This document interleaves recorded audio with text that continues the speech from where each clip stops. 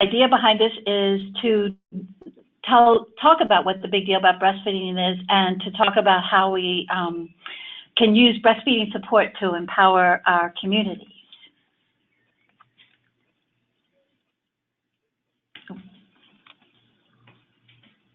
How do I?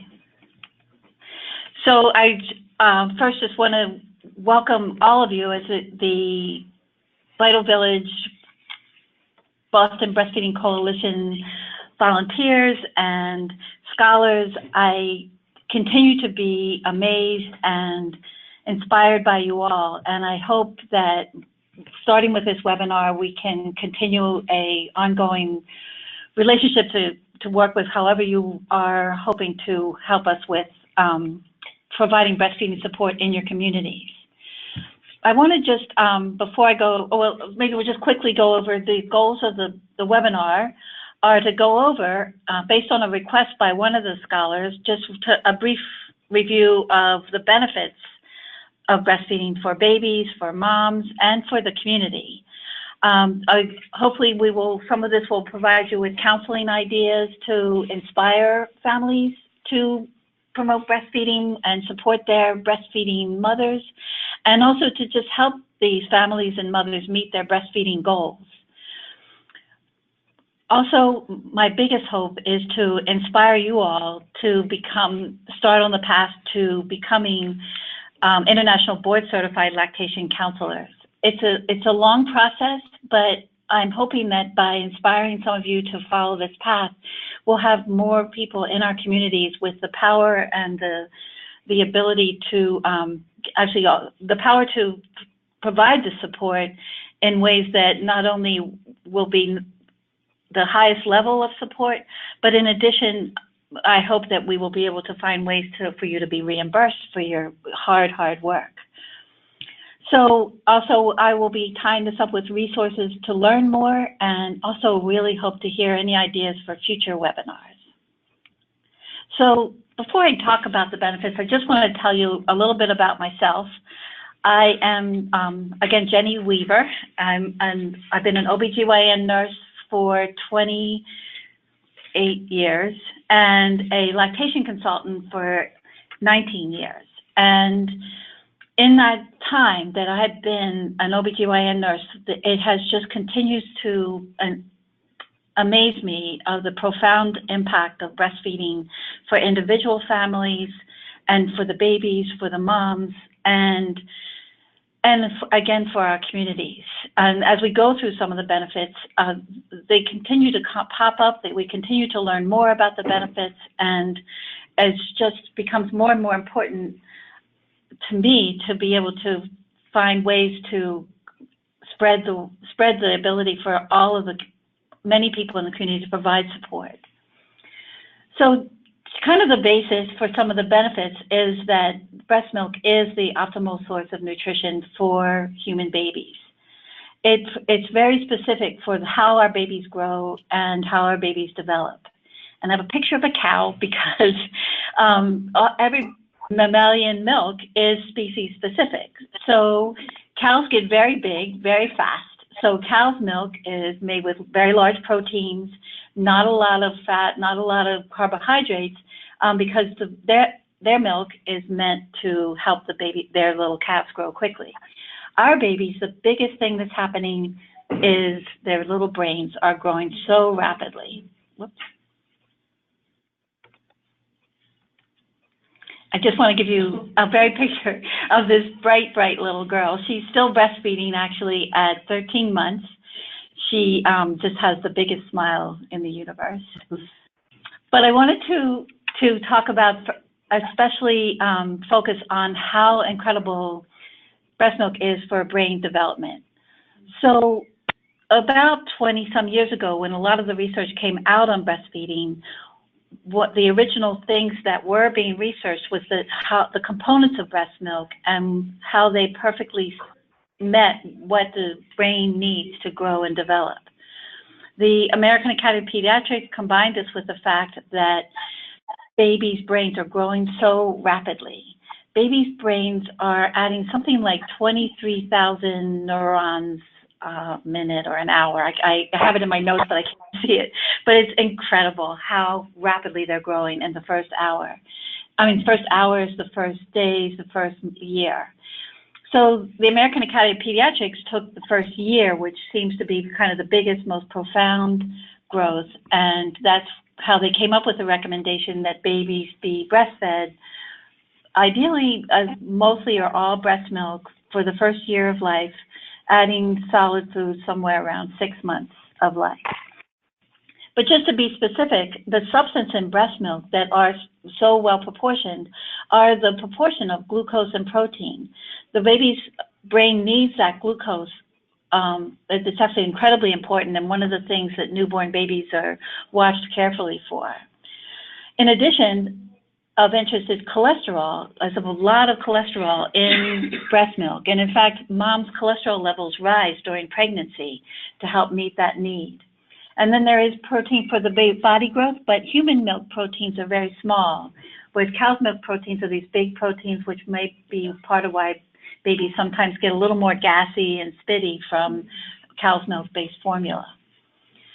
And just a little bit about would soy formula be better? Soybeans are not mammals at all.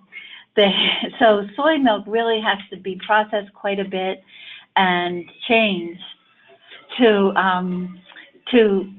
even begin to meet the needs for the baby.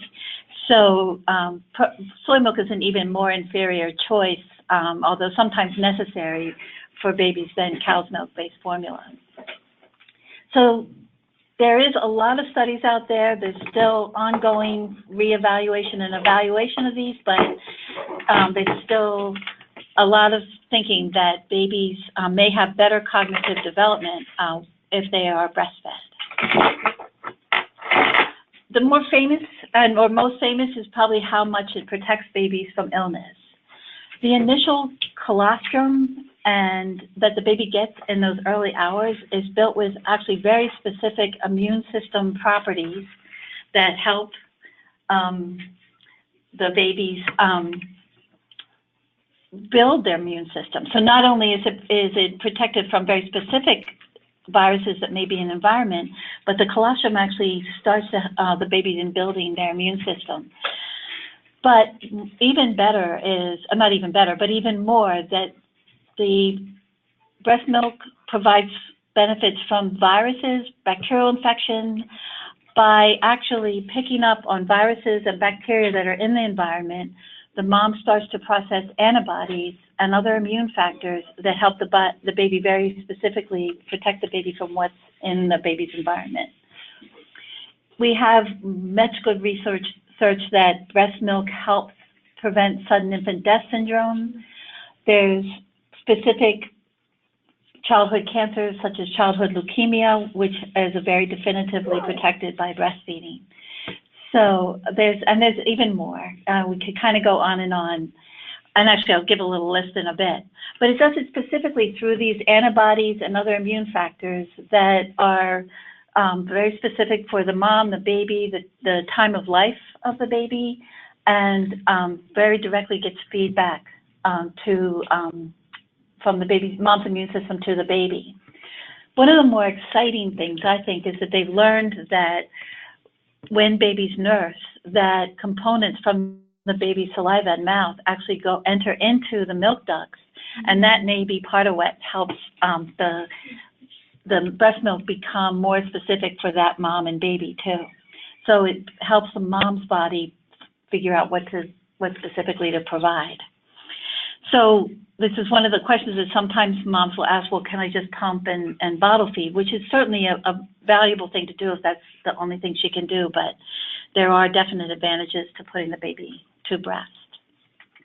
So this is just a list of the many things that are very definitively, based on research, protected by breastfed babies. So this means they get less of these lists, they get less diarrhea, less vomiting, less spit up, less ear infections. The components in breast milk also include beneficial bacteria that is found in abundance in breast milk. That actually, you may have heard about the good bacteria and something called the microbiome that's coming out in a lot of research and literature now. But actually in the breastfeeding world, we've known about this for even longer and have identified one or two of these bacteria that we know help protect the baby's gut. And what they specifically do is actually help when in those early days, they actually help these very open cells in the baby's gut close and develop a clear, smooth lining so that it helps the baby digest the breast milk more thoroughly and more effectively and prevent the baby from absorbing things he doesn't need. And again, these are the other things that we talked about. The protection from obesity during childhood continues to be fairly well established. And this is one of those dose-dependent benefits that it seems like the longer you breastfeed, the better, the stronger that benefit. And a number of these benefits are, that's true. The decreased risk of asthma might be more dose-dependent, definitely decreased risk of type 2 diabetes for children and actually for a mom. It's so perfect for the developing eye. They actually think that babies in general have better vision if they're breastfed. The actual motion of breastfeeding, the jaw movement and the not using those rubber or latex nipples that babies use is actually better for their jaw and tooth development, that their palates form more of a natural arch, so that gives more space for the teeth to come in normally. And this is another one that I've known for a long time, I always love, is that it goes down through the generations, that it not only prevents moms somewhat from breast cancer, but you pass on this benefit to your breastfed daughter. Never knew that. Yeah, so I love that one. And the other beauty of breast milk is it changes. It changes by the hour. It changes every day. In other words, it's adjusting to what the baby needs. There's different components in nighttime milk, which actually helps the baby sleep better. It changes by the week and by month as baby's needs change. So in other words, the breast milk of a 1-year-old is actually different than the breast milk of, say, a 2-month-old. There's actually components in even toddler breast milk that are very specifically for what toddlers need. So even though moms who breastfeed toddlers feel like they're not getting very much, what they get is really important for their growth, for their protection for immune system as at that time, and just also continues to help with their brain development.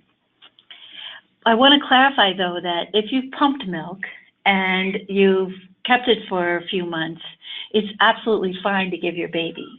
You know, it's not that the breast milk is not good for your older baby that if you pumped it earlier, but it just speaks to the beauty of how breast milk adjusts. And I always just have to compare it to formula, which stays exactly the same. It doesn't change. And this is my last favorite, is the flavor changes. So babies get flavor based on what you eat. It's very subtle. And also just to know that babies actually get flavor from the amniotic fluid. So when they're in utero, they're getting the flavor. So things that you've eaten during pregnancy will actually help get that baby used to what they're getting in the breast milk. So moms will ask me things like, is it okay to eat spicy food? And if they've eaten spicy food during the pregnancy, the baby will be fine. And if you haven't, just add it gradually. My other little favorite is just this ongoing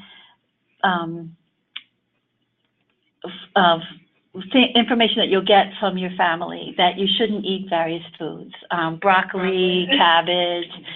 I had somebody yell at me because I had just eaten sauerkraut and I was breastfeeding my son. You can't breastfeed your baby with them, but I have a theory because the assumption was that they would make the baby gassy, but it doesn't make any sense because what makes us gassy from those types of vegetables doesn't get into the breast milk. It's the fiber that doesn't actually get in there. So this is my theory. I think that sometimes the baby when he first goes to taste broccoli, says, "Oh, I don't like it. Oh, that's bitter. I don't like it." So they kind of like swallow a little extra air, and then they get gassy, or they just seem fussy at the feeding. So that's my personal theory. And often what I'll tell moms, if you find your baby's fussy or gassy every time you eat broccoli, give it hold off on it, give it a couple months, try it again too. But usually, if babies are persistently really fussy, gassy, not really relieved, first we'll look at things like, is there a really strong letdown? We'll look at the latch. But again, families, friends, so the first thing they're going to say to moms, oh, what did you eat? You ate something that made the baby gassy. And often there can be some other reason for it. And newborns are gassy. Their little intestinal systems are very immature. They're not fully mature and protected till 6 months. So they can be gassy off and on, especially in the early weeks. If it's a diet thing, and again, this would be after working through everything else you can come up with, sometimes we'll do an experiment with moms eliminating dairy. That's often the one thing that might help. Also, just to inspire families to this is one of the ways I try to maybe talk somebody into breastfeeding even for a few days, because if I can just begin to tell them how amazing the colostrum, that early milk is. It's so perfect for their stomach. As I said, it coats it. It acts as a laxative to clear the stool that's in their system. And the advantage to that is it actually reduces their risk of developing jaundice, because the more they pee and poop in those early days and hours, the less risk that they become jaundice. So again, this is, if you are talking, especially if you're talking to families prenatally, just to really help them understand how often they will be probably feeding the baby in those early days, those first 48 hours, and to prepare them for ways that they can cope with it. It's one of the best things I think you can do. And so just to mention again that the bacteria in the colostrum is actually one of the initial points that really sets up this healthy bacterial growth for the baby's intestinal system. So this is how breast milk changes. It changes with how often the baby feeds. A mom that feeds a lot, or a mom and baby where the baby feeds often, probably has a little more fat in her milk right from the start, whereas a baby that's feeding every 3 or 4 hours, which is a long time, that mom probably the fat starts to come in later on during the feeding, because the body starts to adjust to how frequent the feeding is based on each individual mom. And it also, again, adjusts by feedback from the baby. Also, just when babies are born early, there's actually more significant changes in the breast milk, and breast milk is so perfect for babies born early because they are at more risk for intestinal problems, specifically something called necrotizing enterocolitis, which is what the NEC stands for, which can be very severe and cause the baby to lose parts of their intestinal system. So by protecting the baby from that, which is amazing, it's really good. There's more fat for these babies so that they can grow more quickly, and they actually do. They tend to feed more. They tend to take in amazingly large quantities for their little size. And it has very specific immune factors in it. That's one of the things they found in some of the early research. Just tell Jessica I said it was okay. I know I did. Oh, what she said? I'm not supposed to do that.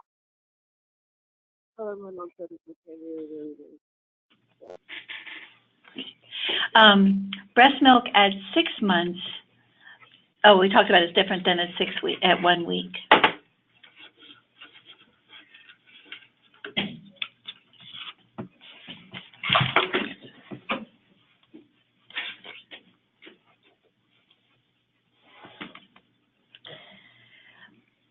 And I guess I already talked about the breast milk flavors, so we're going to skip this one. But also just to know that it's perfect for moms too. The breastfeeding mothers burn more calories when they make milk. And very specifically, I have to fix that spelling. It burns fat it burns actually the fat that's around the waist more quickly, which is the fat that's dangerous, or more, has more effects on mom's health. So by burning that, it doesn't make you skinny. It's not the perfect weight loss program, but be reassured that you're burning the fat that you need to burn. It's much faster, not much, but it's significantly faster recovery from the pregnancy and birth, starting with the oxytocin, the hormone that's released when you nurse, when the baby suckles on the breast, causes the uterus to contract and get smaller and go back to its normal size more quickly, which helps the bleeding to slow down. So moms are bleeding because the uterus is open, the blood vessels are open, and as the uterus clamps down, it shuts off those blood vessels, the bleeding slows down. Mom loses less blood, and that helps keep her energy up a little bit, also prevents infection for her because her blood levels are good, and in general just feel better more quickly. It actually helps mom have a decreased risk of type 2 diabetes. It has and also decreased risk of breast cancers that we talked about, but also decreased risk of ovarian cancer. The thinking for that is that it's possibly because when you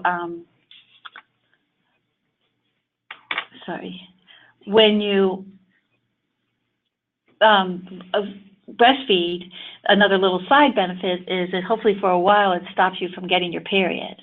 And so the thinking is that then your ovaries are getting a rest because you're not getting a period because you're not ovulating. So by being pregnant for a while, not ovulating during the pregnancy, and then extending that for another 6 months or a year is really beneficial.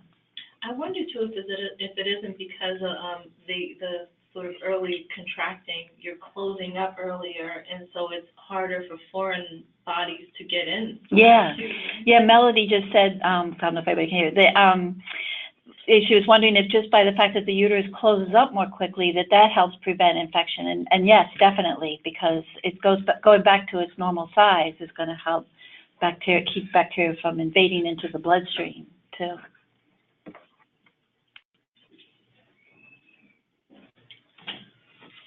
But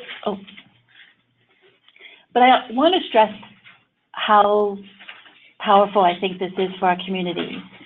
There's a lot of disparity that we're trying to breach in our communities.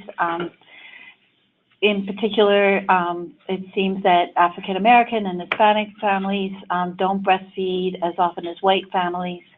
And a lot of that, we feel, especially in the Breastfeeding Coalition, that this is due to not getting the support and help that these families need, also, and for a number of other reasons. But the research clearly shows that breastfeeding saves lives. There's been estimates that thousands of lives can be saved by increasing babies to being exclusively breastfeeding, even for the first 6 months. Everything I get from moms, everything that I read about online with various groups of breastfeeding is how empowering it is for moms and their families. Moms feel really good when they can successfully breastfeed for so many reasons, and it's just something I hope that we can continue to share and help more new moms get that experience. It saves money, and this is one that's really important to know, that even if moms get formula through the WIC program, they become dependent on formula, it's going to cost them money ultimately, because WIC does not cover all the costs of the formula. But also, there's just decreased healthcare costs, decreased missing work because of staying home with a sick baby, and actually just in general, even for our healthcare institutions and hospitalizations, to have healthcare be able to focus in other directions and keep our babies well.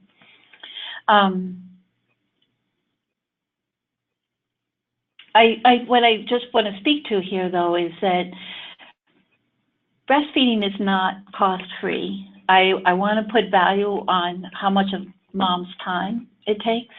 That's important to know, and it's important to keep that in mind. So I don't want to overdo that the breastfeeding saves money, because there can sometimes be a balance, because then moms don't go back to work as soon, so there is sort of a trade-off with that. However, it just still seems that this could be a little bit of an enticement that the actual layout is better, but to honor that moms are spending a lot of their time with breastfeeding. And it's better for the environment. There's no containers, there's no shipping, there's no manufacturing costs, there's no fuel involved, except for keeping mom warm and baby warm. But really, we would be doing that anyway. So there's really no added stress to the environment. So again, so many of you that are here and that are listening to this have started the course of becoming either CLCs, taking the courses, you're lined up to take the CLE course. And I just want to talk to you guys about, as you settle into this, to consider moving forward to become an international board certified lactation consultant. So, sorry. So I wanted just to go through briefly what's involved in becoming an IBCLC. So essentially, all the requirements that we're going to go through are to actually enable you to take this exam. And it's an exam that does require a lot of knowledge and a lot of study and actually experience with helping breastfeeding moms specifically, because it really helps to be able to have seen breastfeeding moms to actually see the reality of what it's like to take this exam. So the International Board of Certified Lactation Examiners, the IBCLE, is the certifying administration, and they have lined up 3 pathways to become that an IBCLC.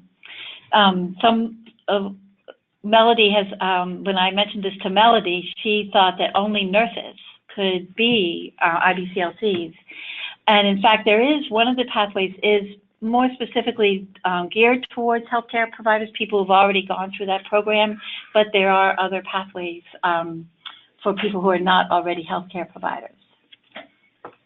So these are the 3 areas of criteria that have to be met. There's the health science courses, which are college level courses, and a few things like CPR and can't remember what the other ones are, but they're not specifically through a university, but about 8 or 10 of them do require being taken through a college. That's why nurses do this a lot, because we already have taken we've already met this criteria, and most other healthcare providers like physical therapists, doctors, dentists have all taken these courses. Then there's a requirement for lactation specific courses. And then there's so many hours of clinical practice with breastfeeding families. So pathway 1 is the one that, this is the one that I went through as an RN. I really feel in retrospect that I had the easy way, because I was an OBGYN nurse, I was on a postpartum floor, so all I really had to do was take the test. But I hope to, but I want to note that this pathway also supports mother support counselors, which some of you are. So recognized health professionals, just real quickly, have already met the 14 health science courses, and then 10 of those are the college level ones. They've had at least 1,000 hours of lactation specific counseling with moms and babies or families, or even breastfeeding families. And this can be through a lot of ways. And then there's 90 hours of lactation courses, which can be taken online. They're done at conferences. Those of you who've taken the CLC course have already met 45 of these 90. And I think the CLE course will actually add more to that. I'm not positive, but we're not sure. So, So anyway, that's something that I would love to talk to anybody about what you've already met. So mother support counselors mother support counselors are WIC peer counselors, and the other ways that people do the mother support there's a number of other organizations that I'll show in a second. But mother support counselors will need to complete these health science courses, which some of you may have already done, and then the lactation and the 90 hours of lactation. And this is the list of the courses. So if any of you who have a college degree that may have taken some of these courses, no matter how long ago it was, they qualify. There's no time limit. Oh, good. And so basic life support, medical documentation, medical terminology, those are not college level courses. Occupational safety, professional ethics. So this last are things that you don't have to go to a university for, but you still, they can obviously still cost money to take these courses. Is basic life support CPR? Yeah, that's basically CPR. So mother support counselors, again, would need to report that 1,000 hours of clinical lactation. So I want you to note that in-person, group, or individual breastfeeding support receives 500 hours for each full year of volunteer service. If it's primarily by telephone, which I think a lot of the peer counselors are, it's 250 hours. So that would take, you can see that could take 4 years starting from now. But I know we have some of our scholars are already with peer counselors, so I'm hoping we can get you through that. Sorry, how do they quantify that? How is that? How does you just? I think it's just that you've worked there for a year, and but again, I'd have to research that more for anybody who is. But it's one of the things that if someone is a WIC peer counselor, is interested in this, we can start to figure out how your already ongoing support will factor into this too. Yes, Zoe has a question. I know at our BMC Baby Cafe, one of the things I've seen Sheila Lewis do, who's an IBCLC, is sign off on other people's hours. Yes. So she will sort of certify, yes, this person volunteered for that time period. Yes. So I think maybe. Yeah, and that's what I'm hoping we can do with our network of groups, for the groups that do have an IBCLC, like myself or Sheila, and I don't think it's the IBCLC itself. But anyway, we can coordinate with getting everybody to get hours through our breastfeeding support groups too.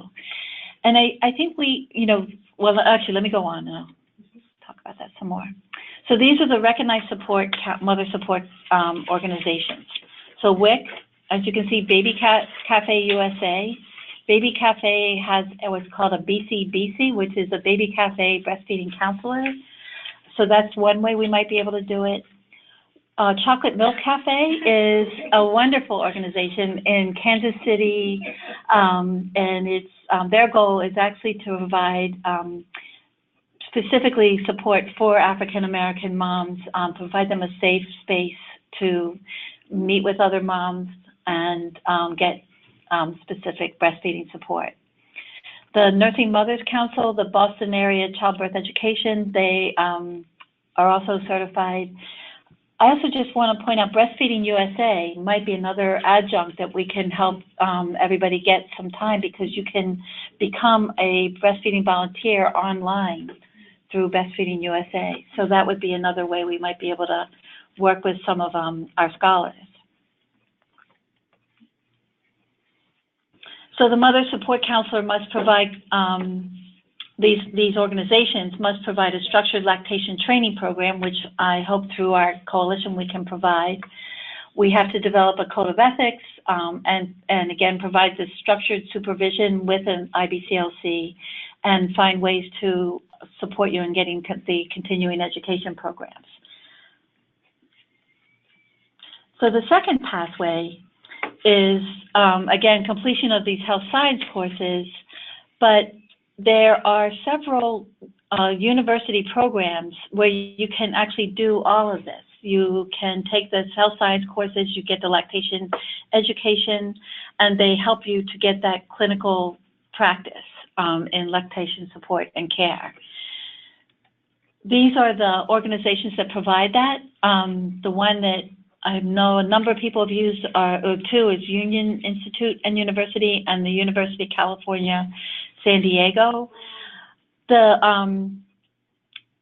A big thing with these is they cost thousands of dollars. I think the cost comes to $5,000 or more, but it is kind of a one-stop shopping. It's like enrolling in college. You do it online, and except for the clinical experience, and you get a degree as an IBCLC too. So this is just for more information. This is becoming an IBCLC. You can look at the International Board of Lactation Consultant Examiners website where they talk about these in even more detail. But I was hoping to kind of break this down to you guys a little more clearly because I found it overwhelming when I tried to figure it out myself. So there's Pathway 3, which is essentially a program developed with an IBCLC will mentor you and be under their direct supervision to become an IBCLC. So working with this IBCLC, we would submit a plan, develop a plan for getting someone through this program. So that's that's basically just an individual pathway, and one of the pathways we can also look at. So again, same requirements, but I think it's nice to note that they only require 500 directly supervised clinical hours within 5 years. So somehow that just sounds a lot more doable than that 1,000 hours. That it's just these hours are daunting, as well as the health science courses too. So I just wanted to talk about, I think this is a focus I'm hoping we can take as a breastfeeding coalition to work together to provide the clinical experience, to provide the mentoring, to provide the support for anyone who wants to follow this. I can't tell you again how much, I know this isn't all of you. This was from the CLC course, but I love this picture because I can't believe how much you all inspire me. The talent in this group is just astounding. And I just want to, again, discuss the challenges, the amount of time. I know you all have families, you have work, you have jobs, you have husbands or partners, all kinds of people asking for your time, and this is a lot of time. The health science courses, even not thinking of the time it takes to take a course and study and pass the test, but literally the money it costs to take them.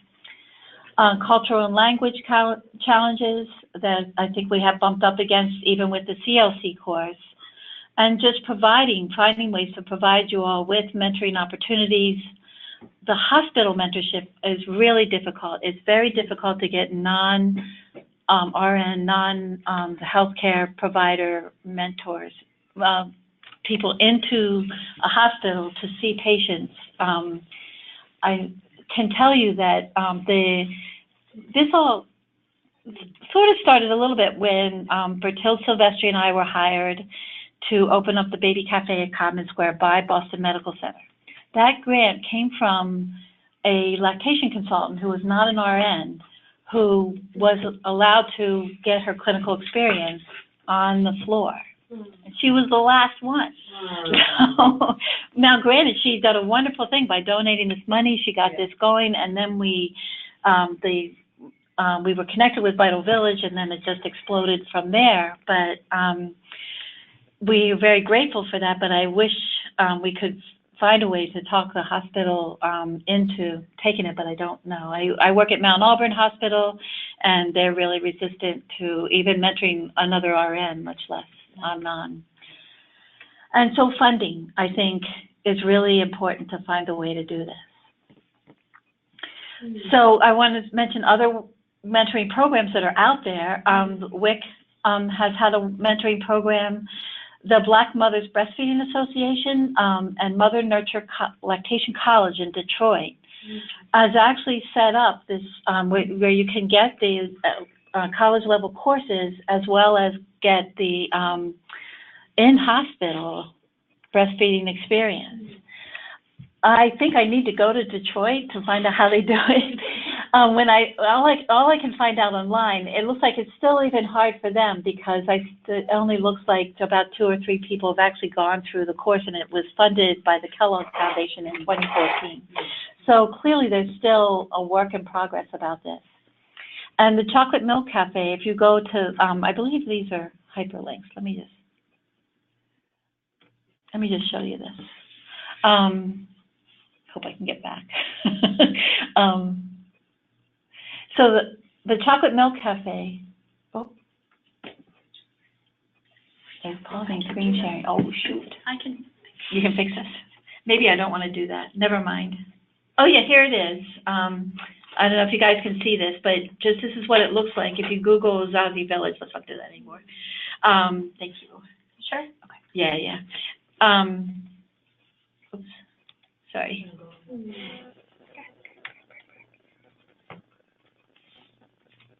Sorry, guys. Check these out. I think you could just Google Chocolate Milk Cafe and you can look at what their mentoring program is too. And that actually, they do charge $5,000 to go through it. So again, everybody, there's no free lunch here. But I have hope, I have ideas, and Breastfeeding USA also. So check them out too. There might be something there that you may be. So just some thoughts from the field that I think I've seen in some of the research I've done. And this first one again is, I think, so critical for me in some of the work I do. I just really hope to find or support our African American community, women in our African American community, to support more of us and to get more training. And just talking about how hard it is to juggle all of this. And I believe a number of people do start this, but it's just a long, long process. This is, other people are actually doing this work, and as you can see, even there's people up in Washington, D.C. who understand that we need stronger community support and more generous scholarships for African American women. And health problems are systemic problems, and they require systemic solutions. And specifically, we need these partnerships and collaborations to expand not only the things that are happening in Detroit and Kansas City, but across the entire nation. And there's work being done in Alabama, in Atlanta. There's some wonderful work, as you guys have met with the Rose program. They do incredible work too. So I might come back to this. Let me just go a little bit further. These are all the resources. I hope you can, I think you can access this in the emails that Zoe sent out. I would definitely check out, these are great resources for when you're counseling moms. Womenshealth.gov, It's Only Natural, is specifically for African American families.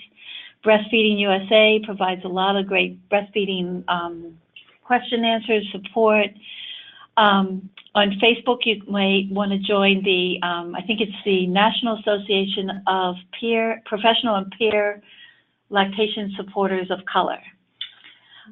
Kelly Mom is one of my all-time favorites, go-to for me for when I have questions. I want to look up the latest information. This woman is amazing at outlining what tips and things that need to be done for, like, sore nipples, engorgement, breast pain, babies not latching, and she's just a wonderful, is something else? Okay. And I also encourage you to look at these advocacy. Kimberly Seals Allers is an African American lactation consultant who has really been raising her voice in many ways to support not only her community, but to support breastfeeding in the United States. I'm reading a book by her right now. It's called The Big Letdown, and it's how big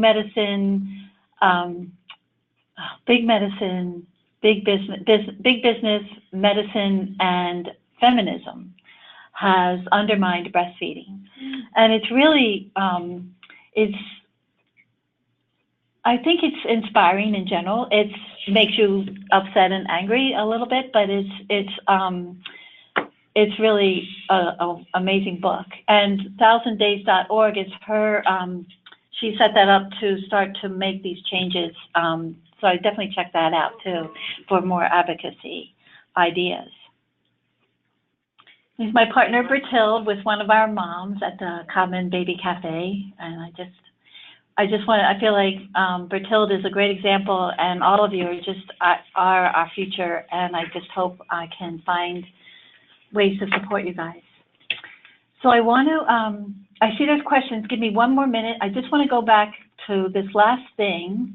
I think you guys have all received the email that the monetary investment in lactation, I can't remember what the CC is for, but there's a scholarship on there that we're trying to let you guys know about for emerging leaders in lactation.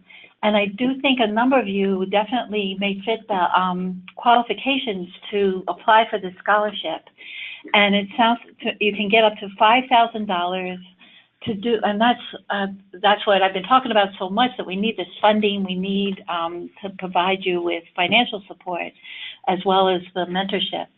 So I'm hoping again also to inspire people to apply either for this year, the deadline is September 15th, or for next, I believe this is going to be every year. So to maybe work to be able to apply for this, and then we can get you going. So I believe I saw a question, and I don't know how to get back to it. Chat. Okay, great.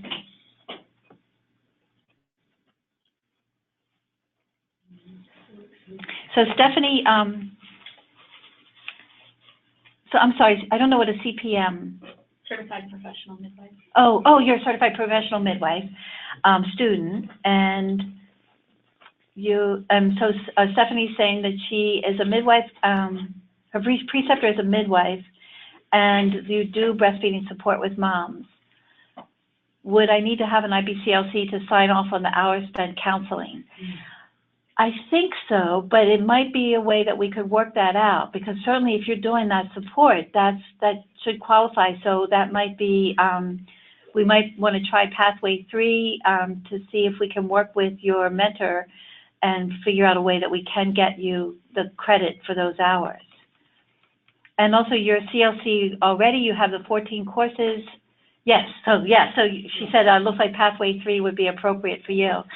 And I think you would be a great candidate for that scholarship. Thank you for the certified professional midwife.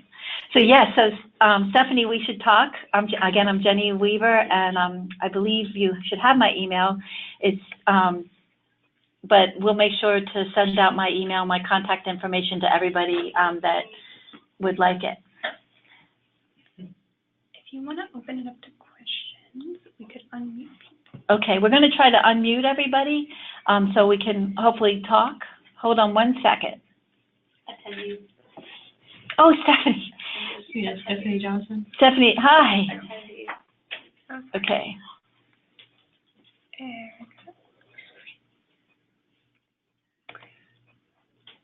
And then, sorry, where is Attendees. So now I think I can hear anybody. Can you guys try to talk and see if we can hear you? Hello. Hello. Can you hear? Hello. Sana. So, Wati Sana, hello. Hi. Wait. So is Wati Sana? Somebody else want to say their name? Regina. Hello. Hi, Regina. Hi. And it looks like the other two people are muted. Okay. But we see you, Vivian and Stephanie. So yeah. Thank you for joining. Yeah. So Stephanie, I think we can't hear you, but we do see you. So if you want to keep, if you want to have any more questions, to send me through the chat. But Wati, do you want to talk about what we're doing next week? Sure. So, I just recently moved transplant to Dorchester from the South Shore, and we are settled in our house. It's been only about a month and a few weeks, but I'm excited I've been trying to set up a time to have lunch with Jenny just to talk further about what it would take to get an IBCLC, to kind of bring all my documentation. And then I realized, she's going to take the time to do it once in person, that definitely I would love to have others who are on the same journey come, and, we could have lunch as a potluck. I'm right in Dorchester, near a train and near, and with tons of parking. So we're thinking this coming Wednesday at 12 is what we were hoping to do. And I'm at 632 West Park Street. So it's kind of unofficial and just last minute. So I don't know, Zoe, if it makes sense to invite everyone or just stick with the group that logged in today. It's your call, but we have enough space probably for at least 10 or 12 people to come. All right. We'd love to have it. So please, if anybody's interested, just let us know by email. I think we can use Zoe as we use you the contact, or Erica. Sorry, use Erica as the intermediary, Erica Pike, and then. But also, I'm Jenny Weaver 52 at yahoo.com. Also, so we really. I'm just so excited about this scholarship. I don't want to, although I feel like I shouldn't get everybody's hopes up so much. I'm sort of balancing that because it's an international organization. This is offered to people internationally, but I just feel like you guys have it. So whatever we can do to work this out, and also to continue to work to provide more ways we can support you. Any other questions?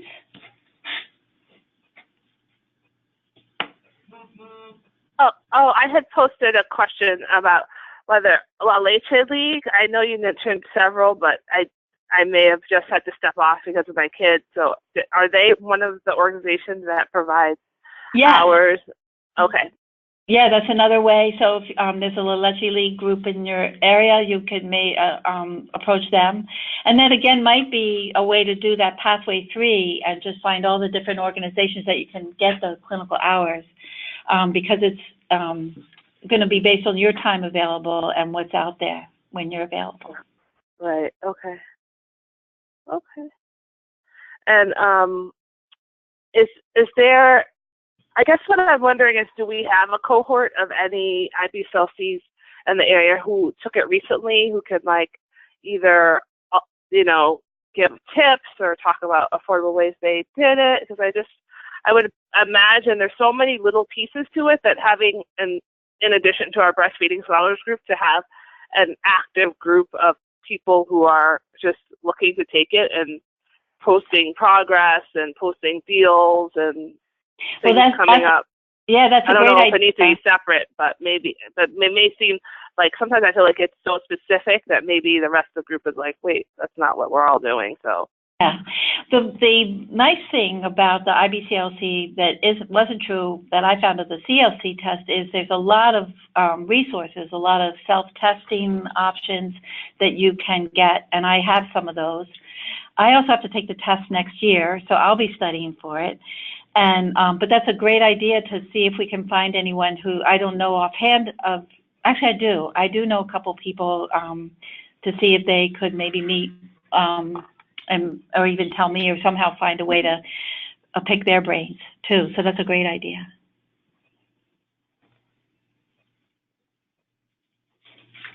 Any other questions? How often do you have to take it once you get it? Oh, that's a good question. So you can recertify by just taking what are called SERPs, which are the lactation-specific, the 90 hours that you guys have to get initially. I think you have to get in 5 years, somewhere around 70 or 80 in 5 years. So that people do that by conferences. Again, they do that online. So there is ongoing expense for maintaining your certification. But that's the only thing you have to do. You don't have to document clinical hours, although clinical experience obviously helps you.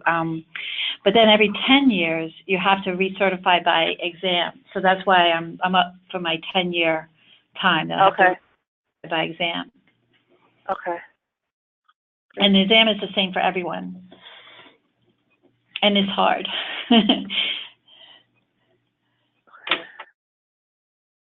What were the 5-year pieces called again? So the 5-year, Melody was asking again what the 5-year was. The 5 years, I think it's around 70 or 80 hours of lactation-specific courses. And there's a huge number of ways to get that. And we can talk about how you do that too.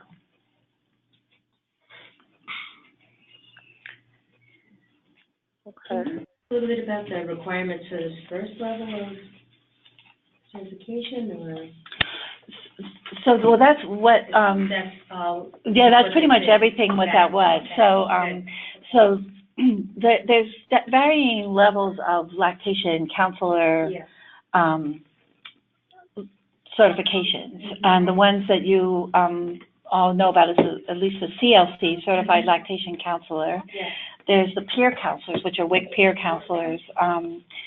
And there's the CLE is still, that's basically to be able to talk to moms, to educate families about breastfeeding. I think it's not as specific for ongoing problems or counseling, one-on-one specific. There, and each of those have their own requirements. Yes, to do. yeah, So to do, yeah. There's a training, and then there's sometimes an exam. But then the next level up, really from there, is the IBCLC. So you can see it's a big jump to go to become the IBCLC. If you are attending the upcoming training in August, there will be an outline of what it takes to become certified. So one of the first steps is to attend the training, and then there's ongoing reading, and then there's an open book exam after you complete. Okay. Oh. Mm-hmm. Yeah. When can the CLC do? Right, yeah, I know, The really. open book is really, really a nice feature. Yeah. Because that's how life is. You can read, ask questions. Yeah, and then you remember. Sure. Well, I think we're getting close to the end. Any other questions that I missed or didn't see on the chat? Where do people usually get their science courses? Is it like you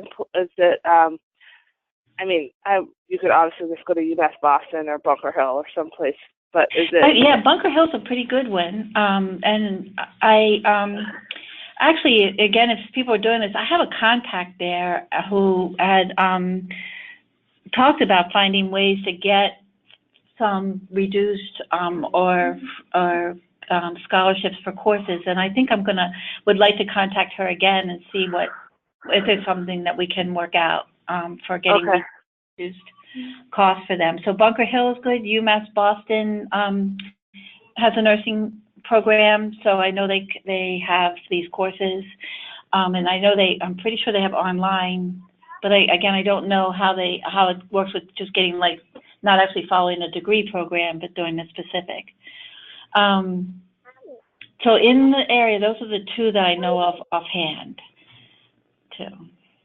Stephanie says Roxbury Community College. Oh, yeah. Oh, great. Yeah, so that's really good. How about Quincy? That you know? Quincy Quincy College. Quincy. Yeah, I think any place that has a health program is probably going to have these courses, and as long as they're those courses specifically, they're going to qualify. Confirmed. Okay, thank you, Stephanie. Stephanie confirmed that Roxbury College and Quincy also has one. That's great. This has been so good. That's great. Yeah, that's convenient for me. Yeah. So one thing I wondered is also, do we get certificates for doing these kinds of webinars? Because I know when I was working before, whenever we did things like this, they would print out and at least sometimes count towards various You know, aspects of. that's a good question. I didn't go that far. And usually to get a certificate that would go towards that, I'd have to go through the IBCLC and show them the course and ask them for the certification. But going forward, we can start to do that work too, so you guys can get credit. Because that would count towards the 90 hours, right? Right, yeah. The one that's a little bit easier to knock off. This should be able to. I don't know if I can do it retrospectively, but I can see if I can find that out too. It probably would only be for 1 hour. I mean, it says that it has to be 60-minute hours. Right, exactly. So when they say 90 hours, that's a time that you spend. Yeah. Yeah, no, I was reading something that said even if it's 50 minutes, that doesn't count. Like, it has to be 60 minutes.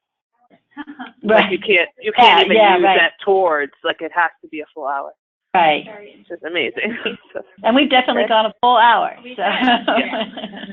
And we've recorded it, so maybe with that, I might be able to see if I can get you guys at least as one certification, so I will work on that too.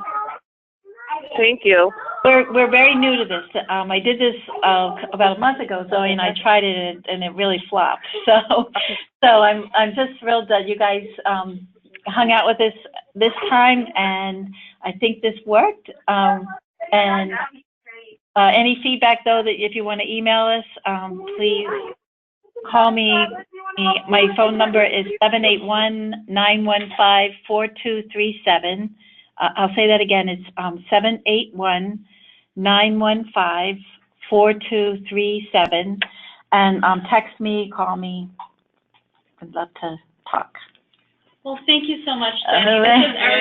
This is Erica. I just want to appreciate you for your time and putting the effort into creating this slideshow and sharing your expertise with so many aspiring lactation counselors and IBCLCs in our community. So we're really excited to have this be the first of hopefully ongoing education for our community. So, and that is, if any of you guys have ideas for another focus for a webinar, please email that to us, and I'll start to work on that too. That's great. Or we'll get if it's not me, somebody else. So, I mean, somebody that may have more expertise than me in other areas. So. Yeah. All right. Well, thank you everybody for on the line, and for those of you in the room too. Thank you. All right. Bye.